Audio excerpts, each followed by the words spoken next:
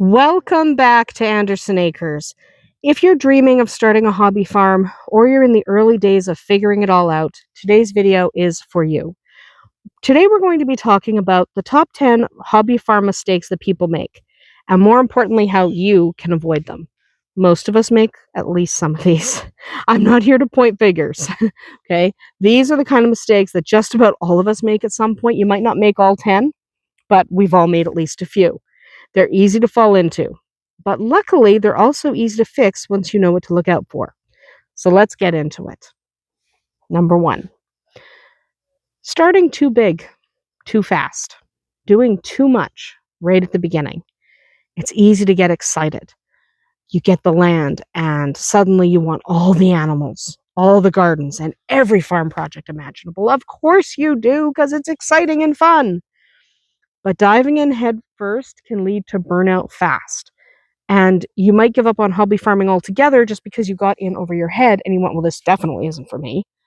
But maybe it is for you, and maybe it would have been for you if you started out a little bit smaller. I got sun in my eyes. That's fun. So, how do you avoid this pitfall? Start small. Pick one or two projects your first year. Maybe you just want to get some chickens or some quail and start a small garden. That's okay. Build on from there. Master what you have before adding more. Because if in your first year you get chickens and turkeys and ducks and cows and sheep and goats and pigs, you're going to lose your mind. Okay? It is going to be way too much, way too fast. So add one thing at a time. Add just one thing. And make sure you know what you're getting into. Take it slow. There's no rush. You don't need everything now. Add one or two things a year until you get to where you want. Master what you're doing now before moving on. Mistake 2. Underestimating the time commitment. Pretty much all of us do this one. Sorry to admit it, but yeah. Animals don't care if you're tired, or if you're sick, or it's pouring rain, or if you want to go on vacation. Farming is daily work, and hobby farming is not an exception to that. So you are going to have to figure it out when you are sick, or when the weather's terrible, or when you're exhausted, or if you want to go on vacation. You are going to have to just figure it out. You can avoid getting into too much trouble here by planning your routine before you commit. Ask yourself, do I have time every single day for feeding and watering and cleaning and checking on the animals? And be honest, especially during busy seasons like planting or kidding or hatching season or breeding season, whatever you have, depending on the animals and the setup you have, be honest about how much time you have to commit to that. Because if you're doing something like breeding goats or breeding horses or breeding cows, that's going to take a considerable amount of time. Okay? Be honest about how much time you even have. The third mistake I see a lot of people make is not budgeting for ongoing costs. Buying animals is cheap. I mean, it's not cheap, but it's not cheap, but it's cheap compared. Feeding them for years is more expensive than the animals. And it's not just the feed.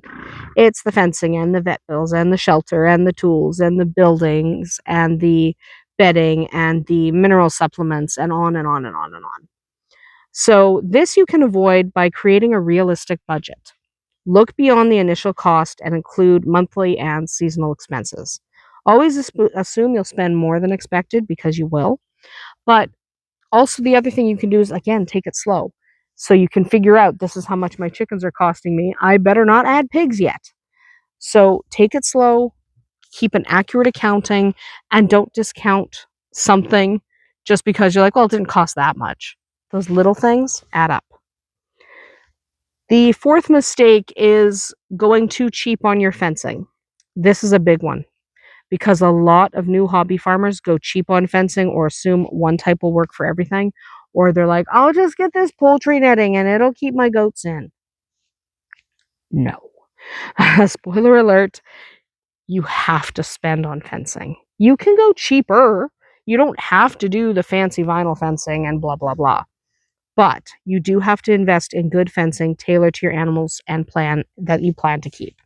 So make a plan before you get started. Figure out what animal you're trying to contain and figure out the best option for that animal. Okay. Goats climb, chickens squeeze, pigs root, horses lean. Build with escape in mind because escape is going to happen. So just take your time. Again, this is all about taking your time and understanding what you're getting yourself into. The fifth mistake is taking on animals before you're actually ready. It's so tempting to say yes when someone offers you a free animal. But animals need housing and feed and healthcare and a long-term plan, and saying yes too early leads to chaos. Also, that free animal is going to cost you a lot. Free animals tend to be very expensive healthcare wise. So they're going to hit you in the budget and they're going to hit you in all the other areas. You can handle this one by setting up first, animals second. If you know you want mini horses, set up for your mini horses before you even start looking. Do not look until you have the fence. Don't bring animals home until you have appropriate shelter, fencing, feed, and a plan for emergencies. Make the plan before you get the animals.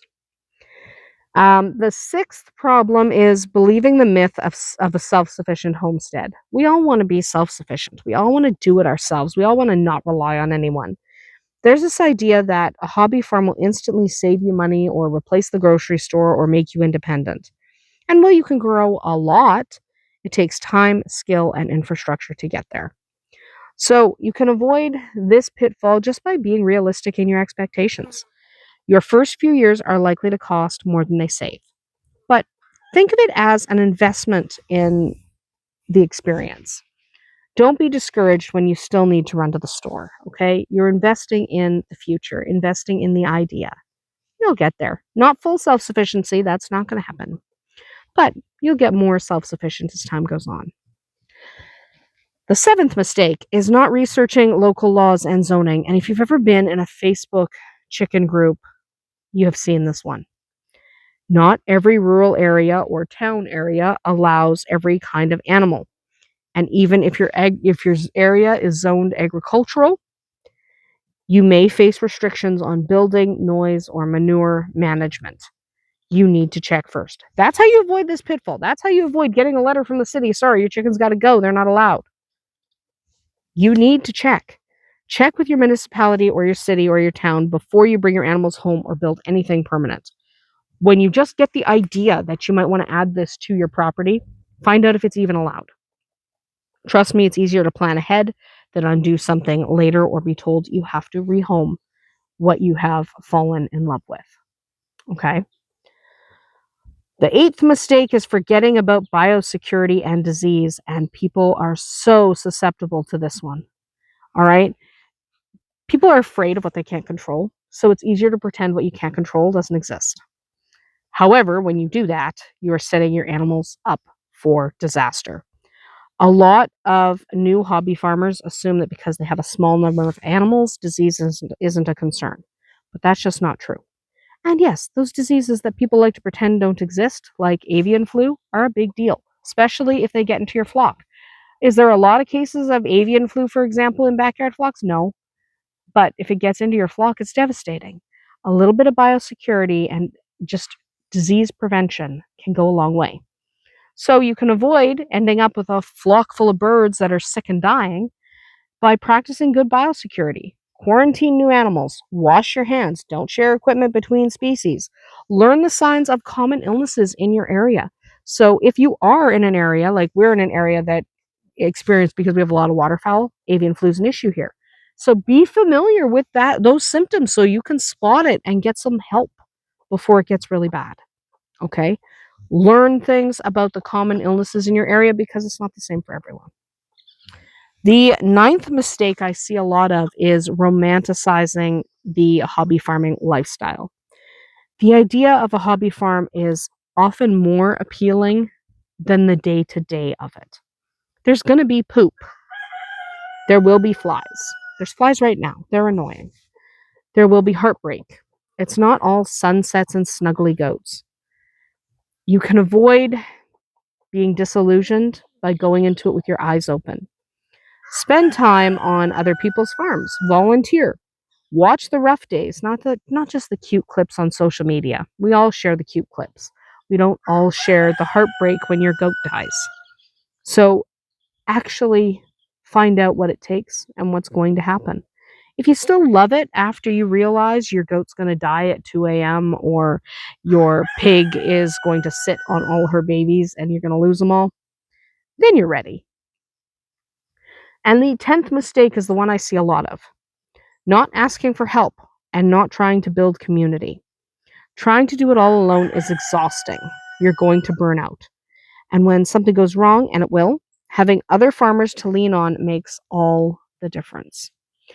So this one you can avoid just by joining local groups, online forums, community co-ops, getting to know your neighbors, follow farmers in your area, learn from others, ask questions, and don't be afraid to say, I don't know. Don't get trapped in the, well, my grandpa did it this way for 50 years. Don't get trapped. Okay? Keep up with the new. Get in touch with your neighbors, build a community so that when something happens, you have some community to fall back on. We all need a little community. So spend the time, get to know people, and stay up to date on new information, because that is one of the big pitfalls of not creating community. Is you get stuck in what you think you know instead of, oh, there's this new information that will help me better my practices on my farm. So get in touch with people and stay up to date on new information. Every farmer makes mistakes. This video is not meant to shame anyone. Making mistakes is a part of the journey. But the more you know going in, the more prepared you'll be to create a farm that actually works for you and for your animals. So that is about it for us here today at Andersen Acres. Drop a comment below and let us know. What mistakes do you think most new farmers make? Or if you're just getting started, which one surprised you the most, or which one are you currently making? Thanks for watching, and we'll see you tomorrow.